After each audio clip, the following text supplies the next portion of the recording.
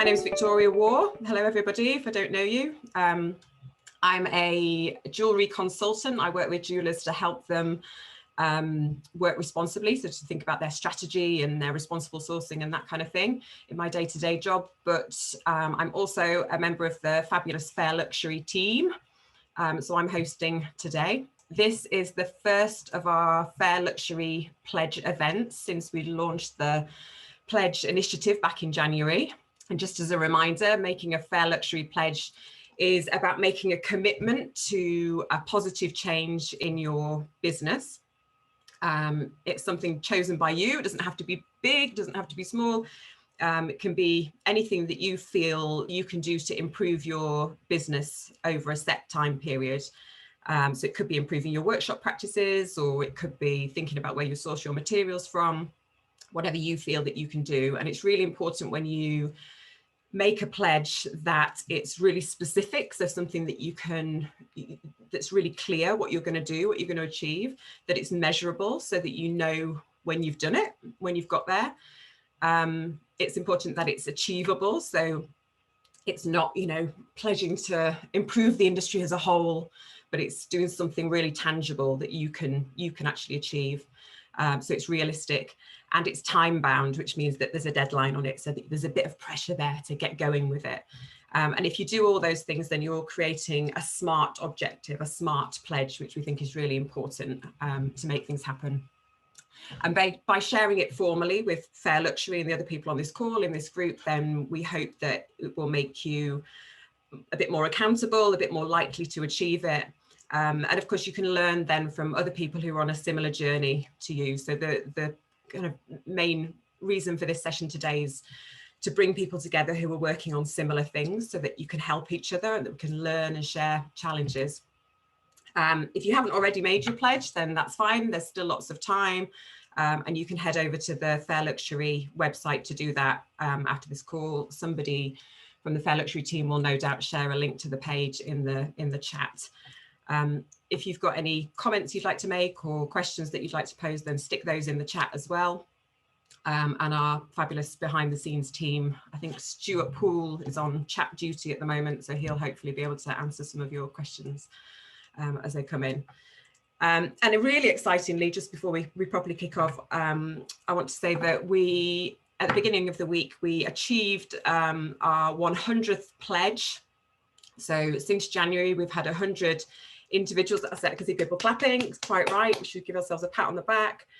100 individuals, businesses have already signed up to the Fair Luxury Pledge to say that they are going to do something different, something positive in their business this year. So I know that everybody in the Fair Luxury team is really excited about that, because it means we're making real change. We're collaborating to make something really exciting happen. So in this session, we're going to hear from a few of the people who are already starting to put their pledges into practice, and we're going to give you lots of opportunities to share your progress so far, trade ideas, share any challenges, and hopefully come up with some solutions in the breakout groups that we've got planned. And then we'll come back together at the end of that just to kind of recap and talk about next steps. So first of all, we're going to hear from hopefully 3 brands that have made pledges already and have been doing some work over the last few months to achieve them. And the first person we're going to talk to is Shakti Ellenwood from Shakti Ellenwood Precious Jewellery, who I'm hoping is on the call, because there's that many people on the call now. It's quite hard for me to see who's here. But Shakti, come off mute if you're there. There she is. And tell us a little bit about you and your pledge and how you're getting on. We've got about 2 or 3 minutes. So. Okay, well, my name's Shakti. Hello, everyone. I'm a fair trade gold jewellery designer living in Devon. And I just want to say, first of all, that I'm really, really grateful for the Fair Luxury and really grateful for this opportunity to make this pledge. I think that it's really important because it actually enables us to take positive action and work together and support each other to create a better jewelry industry. And how it's worked for me is that in my pledge, I pledged to become a B Corp business.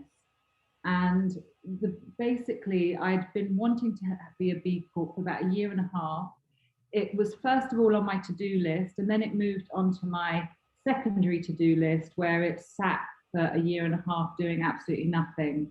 And it was always like, I'll get round to it, I'll get round to it, I'll get round to it. So what's amazing about this is the opportunity that it's given me to actually put this big thing into action that I may never have got to put together.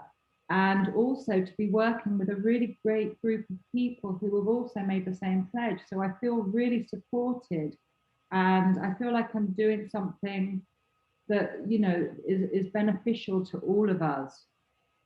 And the wonderful thing about doing the B Corp is that it's made me look at my business in ways that I never could have really imagined. Like, say, for example, I now offset my carbon emissions, and I've joined 1% for the Planet, meaning that I donate 1% of my sales to environmental causes. And also I kind of went over and above and aboard that and decided to, you know, I donated last year 2% of my sales to different causes that are really dear to my heart. So I feel like it's kind of going through the B Corp assessment is shaking up my business from the ground upwards and making me just, you know, uncover every stone and look at how I operate and how I can be better. And I just think that without this pledge, I actually wouldn't have been able to do that. So I am really, really grateful. And it's just wonderful to be on this journey with you all, that we can support each other and that we can just make the world a better place. So that's my story. Fantastic, Shakti. That's really great. And it's a really good example of buddying up, of people working together, how collaboration can really drive this thing forward. So that's really inspiring. Thanks for sharing.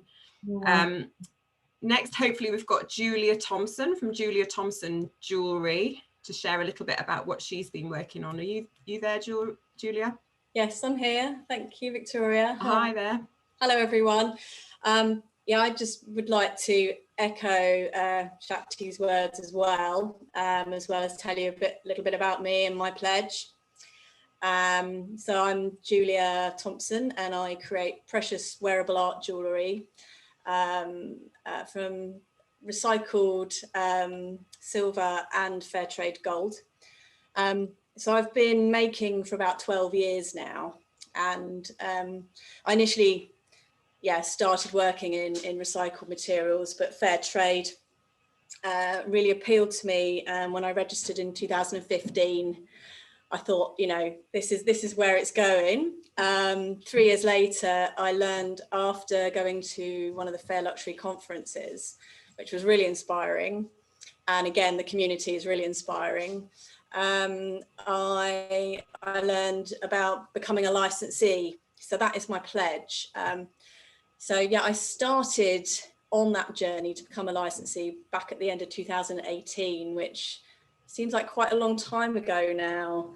And and again, it's one of those things, you know, I've sort of put a little bit on the back burner, and the pledge has come in and really given me a bit of a kick to pursue that journey. So for me, why is it important? I've continuously stated that jewellery should never come from a place of exploitation. I want to be part of the solution, not the problem.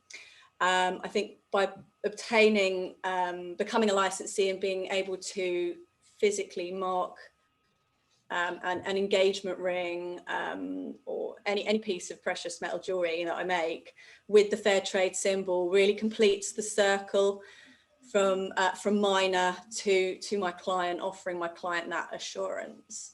So for me, it's almost like completing that circle. And since I made the pledge, I've picked up with the Fair Trade Foundation and FlowCert, and I've now got my registration. I think I'm currently doing that, but you know, it's not for the faint-hearted. There's a lot of reading. I guess my message is, if you're really passionate about ethics as a jewellery designer, then it's definitely worth the journey. And we're all at different parts of that journey. And whatever you can do in your business makes a difference, you know, for you and for everybody. So, yeah. Great. Thanks for sharing that. It's yeah, it's fair trade's one that's close to my heart, as I worked for them for a long time. So I also know how arduous the process is, and it's great that the pledge is giving you that momentum to do it. It's kind of like that kick up the bum to get going, which is fantastic. Thanks for that, Julia. Next, we've got Rebecca from Rebecca and Jewellery. Hopefully, if you come off mute, Rebecca, you can tell us a little bit about your pledge. Hi. Hi there. Nice to have you on the call. So yeah, so I've again, I'm really thankful to be able to put forward a pledge, because I really believe it helps you to be held accountable.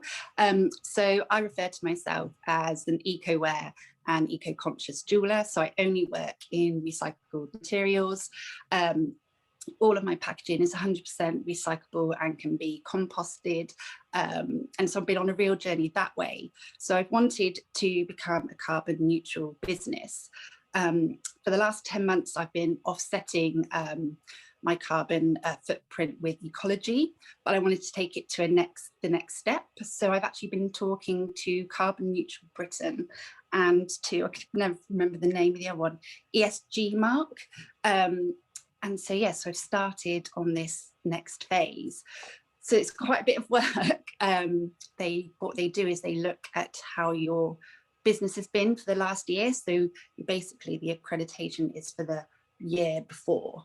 So yes, we're just beginning that journey, but having made my pledge, like I say, it's something I've wanted to do. So I started working with ecology 10 months ago, but doing this has really helped me to take everything to the next level, and having that time frame, yeah, and connecting with everybody.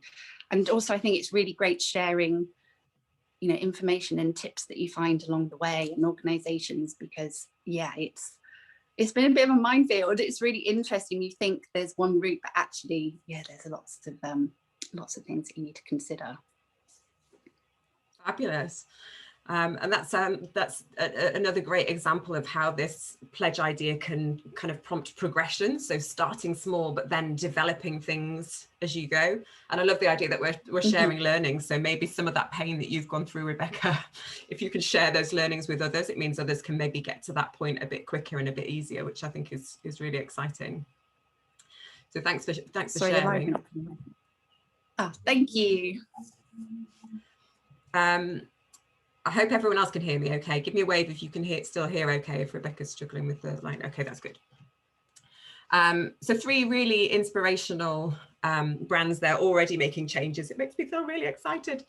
We're now going to split out into some breakout groups. We're quite a big group at the moment and everybody's got slightly different things that they're focusing on. So we're going to split out into breakout rooms so that you've got more of an opportunity to share what you're doing in your own pledges and hopefully learn from people who are doing things that are similar to you. You should have already picked a session when you registered, and we'll move into those groups now. There'll be a member of the Fair Luxury team in each group just to help facilitate. We're just going to be kind of listening and learning alongside you, but feel free to share if you want to, or just kind of sit back and listen if that's your preference. We've got a metal sourcing group, which is going to be hosted by Rachel Sweeney from Cox & Power. We've got a group on educating and communicating. And Anna Luca will be looking after that one. She's an amazing ethical fine jewellery maker. We've got a group on responsible gemstones, and obviously we've got gemstone expert Stuart Poole in there. I'm going to be looking after the Working Sustainably group. We've got a group on packaging with Clara Breen, who's another wonderful designer maker on the Fair Luxury team. And if you haven't already made a pledge, you'll be chatting with Jane Barnett from Levin Sources, and she'll be explaining what you would need to do next. So just for reference, the breakout rooms are not recorded, so feel free to speak and just be mindful of other people and time and things, but feel free to share in confidence. And now, by the magic of Zoom in kind of a Star Trek style, somebody's going to beam us into our groups. go, Amanda and Susie. Another couple of people talking about kind of sustainability generally across businesses and how difficult it is to kind of find time to really kind of audit what you're doing, really think about what's happening in your business and where you can make changes, because when you're running a business, that's just all consuming. So finding time to work sustainably was something we were talking about, and also having, keeping that momentum going and being accountable. But we shared some nice learning, so it felt like hopefully it was a valuable session.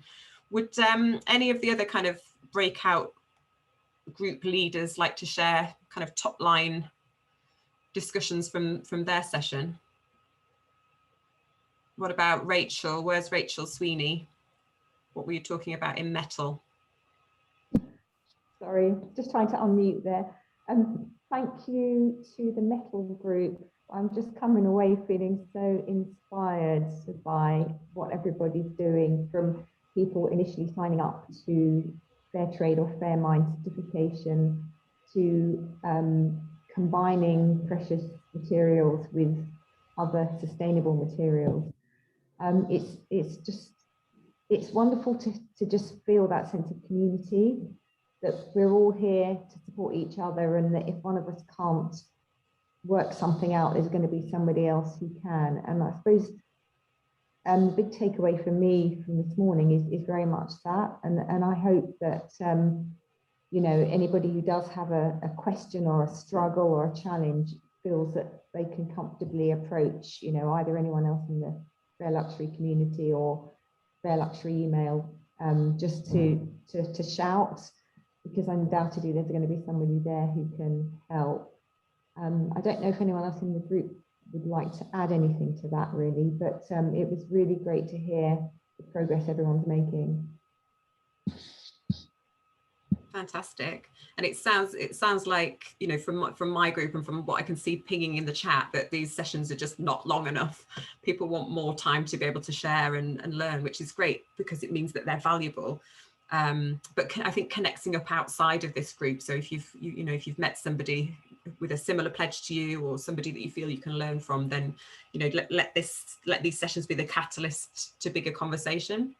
I think Shakti Ellenwood talked a bit at the beginning about the fact that she's set her pledge to become a B Corp company, and she, along with a number of other brands, have now come together and had a separate kind of call to talk that through and to kind of brainstorm how they can work on it beyond just these open house meetings, and that's been really beneficial. So hopefully it'll bring people together. I can see Anna Luca at the top of my screen. What was happening in your group, Anna? Hi everybody. Put you on the spot. Yeah, again, just zipped by. But yeah, so we were talking, our group is communicating with customers and how to sort of talk to people about what we are doing or the issues faced by the jewelry industry without sort of sounding like, it's, without sounding as awful, but there was a lot of conversation around sort of saying, there is so many challenges. It is really hard. How do you kind of justify speaking to your customers about one thing when there's so many problems somewhere else? So we sort of backwards and forwards about that, and talking about the different options, the different ways of sourcing, whether it was like vintage or self-cutting, cutting your own sort of found gemstones, or, moving into traceable gemstones and antique older pieces, or pieces that are naturally sustainable, such as pearls, which have a benefit to the oceans, because that you have to keep the oceans clean for the pearls to be happy. But yeah, we were just sort of going around all these ideas and thinking, right, okay, so there is no perfect. Everything has a pro and a con, but we choose our own paths, and the sort of overreaching reason for us all to be here is to work towards better options, towards solutions to where there are problems. So that was quite a positive note to come up with. And also, you know, just people were just sharing their own experiences, the sort of trepidation of sort of launching into this conversation around ethics.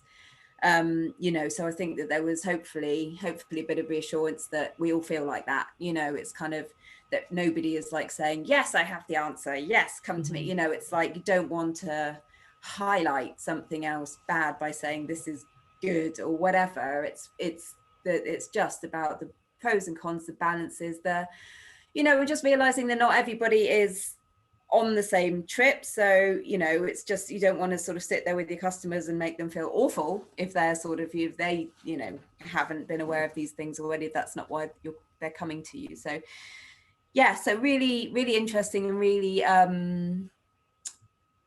it's definitely an ongoing conversation. It's definitely, I'm sure this conversation is going to affect everybody that's attending these open house sessions. So yeah, keep going, keep updated, and keep the communication going, and just, yeah, aiming for perfect isn't, you know, it's not at this stage, possibly not realistic, but you know, we're getting there. That's it. It's a journey, isn't it? We've got to keep edging forward and sharing that learning, and before we know it, that conversation will become easier because more people will understand it, and you know, we won't be starting from scratch each time. Stuart, have you got any kind of interesting learnings from the gemstone session? We've only got a couple of minutes left before we need to wrap up this, but if there's anything. Yeah, so the key one was that Katja, it transpires, has done loads of research into gemstone suppliers, and she has a lot of information that she said she would be happy to share. So we just have to work out how we're going to share it and in what format, and whether we can link maybe with the ethical making resource or something. So yeah, that sounded really fab. We covered in the very short space of time, you know, a little bit about opals, beads, and some diamonds, and some more general information about, you know, who are some of the leaders in the kind of responsibly sourced gemstones world. And then the time was done. So yeah, there was a good information interchange, I think, but we probably could have gone for about another hour or so. Yeah, and I think that's a really good point, Stuart, that these sessions are going to generate lots of really important information. And you know, I would have liked to have been in the gemstone group to hear about that, and the metal group to see what the learnings were. So we, as a Fair Luxury team, we're really aware that we need to work out a way of capturing all of this information and putting it into a format that, you know, that lasts, that has some legacy, so that we can all continue to use it and to share it and evolve it. We haven't quite worked out how that's going to happen yet, but it will happen. So Clara, should we just touch base with you, Clara, and see if there was any exciting thoughts coming out of the sustainable packaging? Sure.